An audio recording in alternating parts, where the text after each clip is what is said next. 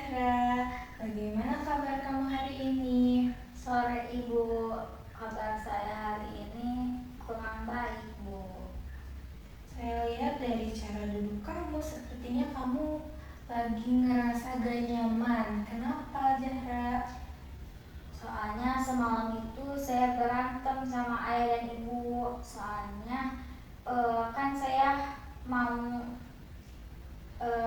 masuk jurusan DKV, sedangkan mereka itu langsung nolak begitu saja Bu, karena mereka itu maksa saya buat masuk ke jurusan kedokteran, soalnya masa depannya juga sudah jelas katanya. Kamu sekarang lagi marah, kecewa, karena kamu tuh ngerasa dipaksa ngikutin kemauan orang tua. Iya Bu, saya itu kecewa banget. Padahal saya sudah jelaskan bahwa saya itu sukanya gambar gitu. Tapi mereka cuma bilang kamu masih kecil, katanya belum tahu mana yang baik, mana yang enggak buat aku gitu.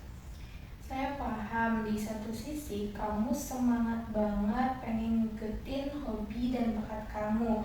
Tapi di sisi lain juga orang tua kamu menolak dan melarang. Eh, ini tuh pasti sakit banget rasanya dan gak dihargain sama kamu tuh ngerasa gak dihargain sama orang terdekat kamu.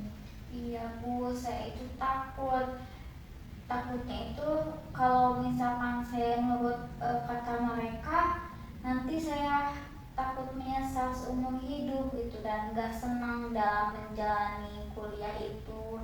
Tapi kalau misalkan saya mengikuti kata hati saya, takutnya bikin mereka kecewa gitu kan, mereka juga sudah banyak berkorban gitu buat pendidikan aku.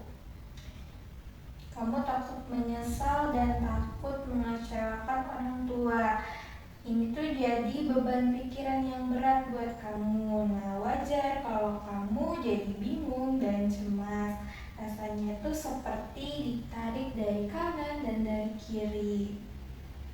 Iya Bu, saya kan cuma pengen mereka ngertiin aja Bu.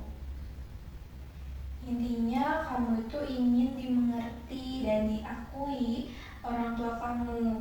Makasih ya sudah mau cerita soal rasa marah, kecewa, dan takutnya kamu.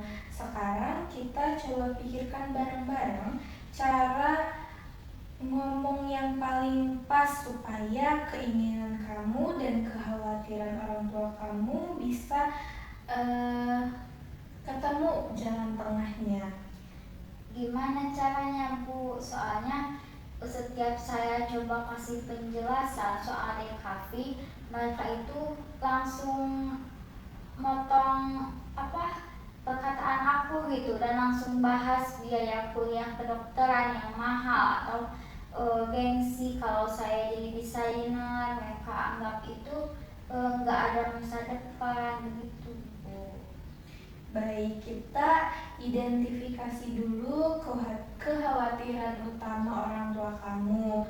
Kalau saya tangkap adalah soal stabilitas finansial dan status sosial, betul? Benar Ibu, ayah saya itu selalu bilang kalau misalkan kamu jadi dokter, nanti itu kamu bisa buka praktik sendiri, katanya hidupnya juga terjamin. Sedangkan kalau saya jadi ngambil jurusan DKV, katanya mau jadi apa begitu.